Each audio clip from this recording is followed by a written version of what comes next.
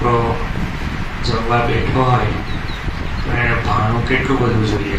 આમ પીરસ્યું હોય તો આમ થાળી જો બરોબર પીરસી હોય, બરોબર પીરસેલી હોય તો એને પછી જમવાની શરૂઆત કરતી વખતે જ એમ થાય કે હાશ આજે મજા આવશે તો જોઈએ. અને પછી અમુક ઉંમર પછી થાળી ખાલી દેખાય પછી ઓછું જોઈએ બધું.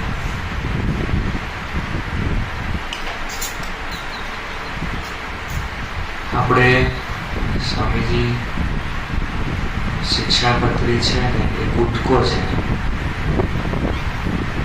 205 શ્લોક છે. 212 શ્લોકમાં ભગવાન સ્વામી કેવું રક્ષા કરીશ.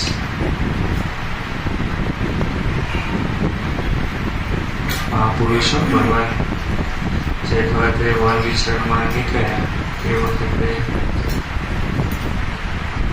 ભગવાન જે એ બાંધતા ગુટકો બાંધતા અને શાલિગ્રામજી રાખતા, બરોબર ને? તો એ બે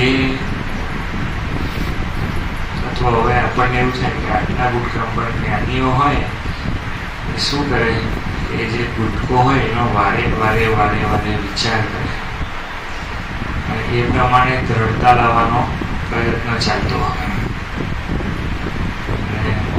જ્યારે નવા નવા સત્સંગી થઈએ તો આપણને એમ થાય કે આ વાંચી લઉં, પેલું અધ્યયન કરી લઉં, પેલું કરી લઉં, એવું થાય. વચનામૃત થયું, હવે ભાગવતજી વાંચવું ને સત્સંગી જીવન વાંચવું.